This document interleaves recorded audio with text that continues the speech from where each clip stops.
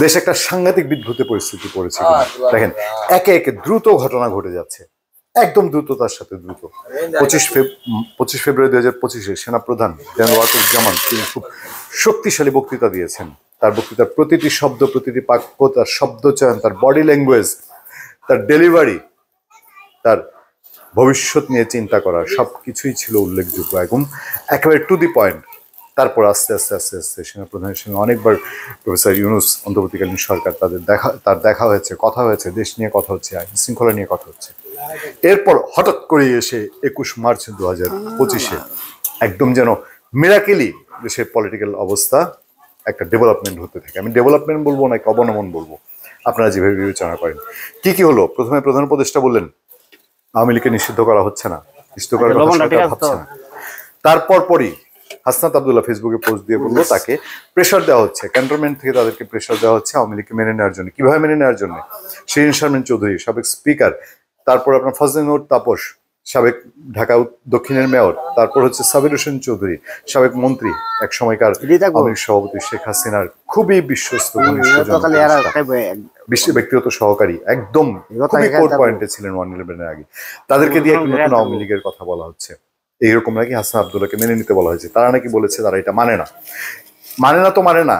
তাৎক্ষণিক রাতের বেলায় ঢাকা বিশ্ববিদ্যালয়ে মিছিল বের হয়েছে আওয়ামী লীগ নিষিদ্ধের জন্য। তারপর দিন শুক্রবার, এই যে আমি যখন কথা বলছি, জুমার নামাজের পর সারা দেশে বিভিন্ন কর্মসূচি দেওয়া হয়েছে, চট্টগ্রামে দেওয়া হয়েছে।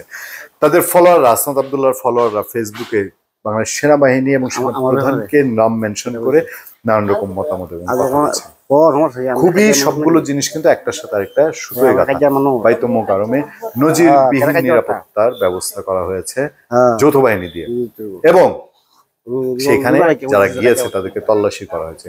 প্রত্যেকটাই কিন্তু গুরুত্বপূর্ণ দেখবেন। এবং বিএনপির সিনিয়র যুগ্ম মহাসচিব রুহুল কবির রিজভী আহমেদ তিনি বলেছেন আওয়ামী লীগের অপরাধী, খুনি, দুর্নীতিপরায়ণ এদের বাইরে আওয়ামী লীগ যদি আসে তাহলে তাদের কোনো বাধা নেই। জামাতে ইসলামী বলছে না, কোনোভাবেই আওয়ামী লীগকে কোনো অবস্থাতেই তারা নির্বাচনে বা আগামীতে রাজনীতিতে তারা চায় না। বৈষম্য বিরোধীরাও সেই কথা বলছে। তাহলে দেশ কি স্পষ্টত দুই ভাগে বিভক্ত হয়ে গেল? একদিকে আওয়ামী লীগ ইস্যুতে বিএনপির অবস্থান একরকম। আমরা যদি বলি যে ক্যান্টনমেন্টে হাসনাত আব্দুল্লাহর যদি কথাটা সত্য হিসাবে ধরে নেই, তাহলে ক্যান্টনমেন্টে কোনো একটা ডেভেলপমেন্ট, তাদের অবস্থান একরকম, বিএনপির সঙ্গে একরকম তাদের সমমনা একটা অবস্থান বলা যায় কিনা। আবার অন্যদিকে জামাতে ইসলাম, বৈষম্য বিরোধী ছাত্র আন্দোলন, তাদের অবস্থা একরকম।